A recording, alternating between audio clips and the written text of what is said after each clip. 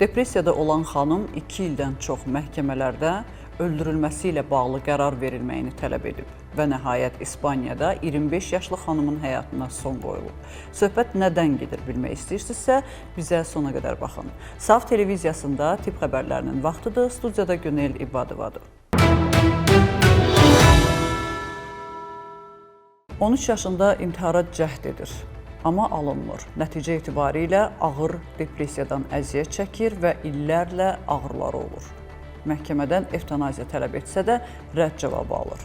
Amma 2 ilin nəticəsində müxtəlif məhkəmə instansiyalarından sonra 25 yaşlı depressiyadan əziyyət çəkən xanımın həyatına son qoyulur. Yəni xəstəxanada 15 dəqiqə ərzində onun həyatına son qoyulur. Dünya bunu müzakirə edir. Bəziləri mənəvi baxımdan bunun doğru olmadığını qeyd edir, amma bu onun öz istəyi idi deyənlər də var. Bu barədə fikirlərinizi sosial şəbəkələrdən bizi izləyirsinizsə mütləq yazın. Biz isə keçidirik xəbərlərə. Görək detallarda Kəmalə Osmanova bizə nə deyəcək?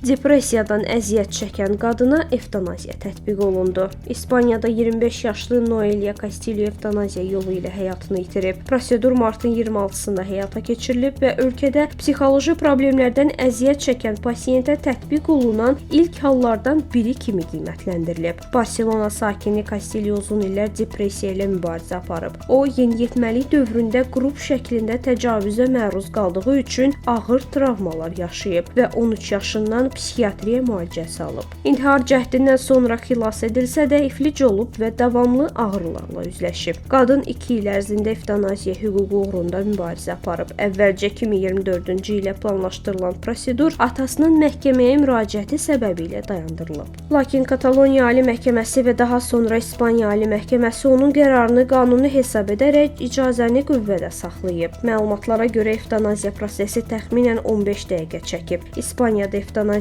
qanunu 2021-ci ildən qüvvədədir. Rəsmi məlumatlara görə 2024-cü ildə 426 müraciət müsbət cavab alıb.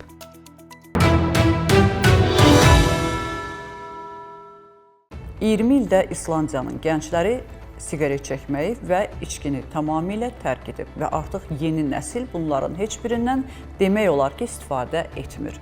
Niyə, necə, hansı dövlət proqramının nəticəsində bilmək istəyirsinizsə, sona qədər baxın. Sadəcə bircə kəlmə deyəcəm. Pulsuz incəsənət, musiqi və idman dərnəkləri açılıb və nəticədə də bax bu dediklərim olub. Baxaq.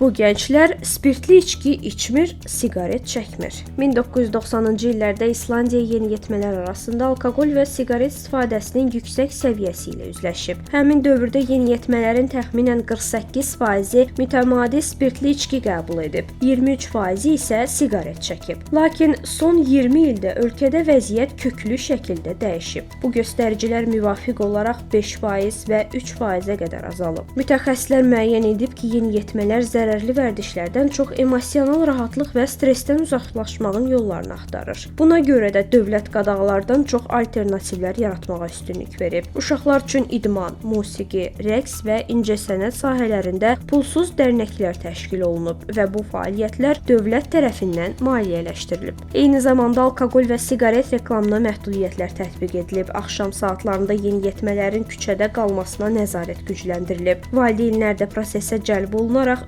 övladları ilə daha çox vaxt keçirməyə təşviq edilib. Nəticə etibarilə məktəb, ailə və dövlətin birgə fəaliyyəti effektiv nəticə verib. Təcrübə göstərib ki, yeniyetmələrin davranışını dəyişmək üçün qadağalardan daha çox sağlam mühit yaratmaq çox vacibdir.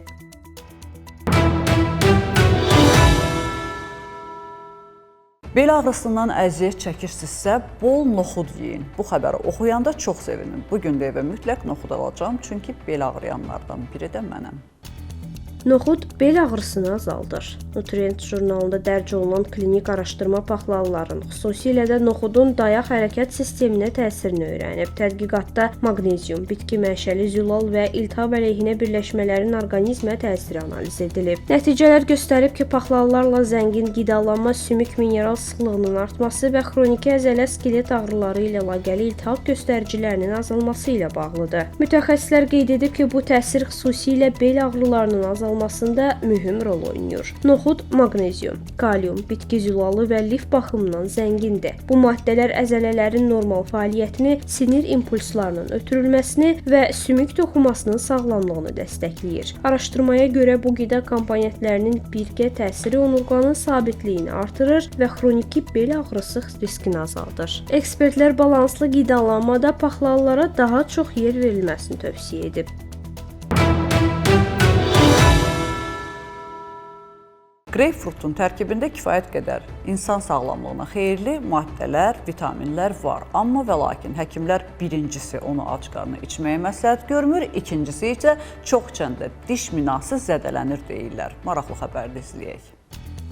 Greypfrut şirəsi diş minasını zədələyir. Rusiyalı həkim Yelena Xaxlova greypfrut şirəsinin faydaları ilə yanaşı mümkün riskləri barədə xəbərdarlıq edib. Onun sözlərinə görə bu içki vitamin və antioksidantlarla zəngin olsa da, tərkibindəki üzvü turşular diş minasına mənfi təsir göstərir. Mütəxəssis qeyd edib ki, aparılan araşdırmalar greypfrut və limon şirələrinin digər içkilərlə müqayisədə diş minasını daha çox zədələdiyini göstərib. Bu təsiri azaltmaq üçün şirə qəbulundan sonra ağzı yaxalamaq və ya onu su ilə qarışdırmaq tövsiyə olunur. Həkim həmçinin bildirib ki, greypfrut şirəsi bəzi hallarda qaraciyərə də təsir edir. Xüsusilə dərman qəbul edən şəxslər üçün risklidir. Belə ki, greypfrutun tərkibindəki maddələr dərmanların parçalanmasına cavabdeh fermentin fəaliyyətini zəiflədir və bu da orqanizmdə əlavə yük yaradır. Bundan əlavə mədə bağırsaq problemi olan şəxslərə greypfrut şirəsini ac qarnına içmək tövsiyə edilmir.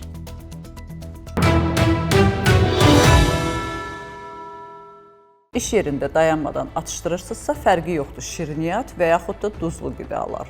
Bu sağlamlığınıza ziyandır. Niyəsini və necəsini alimlər izah edir, baxaq.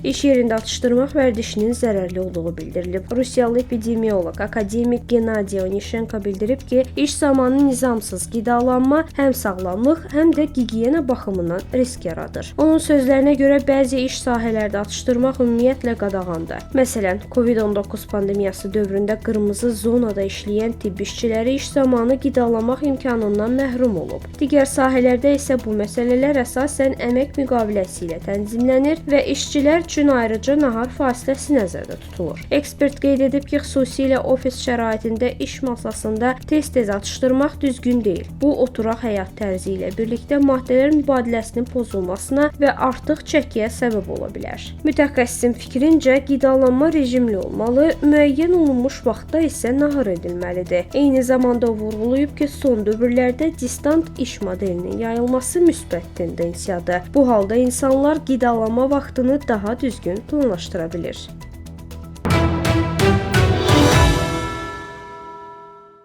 Bugünə olan səhiyyə xəbərlərimiz bu qədər. Dünyada və ölkədə baş verən ən vacib tibb xəbərlərini bizdən izləyin.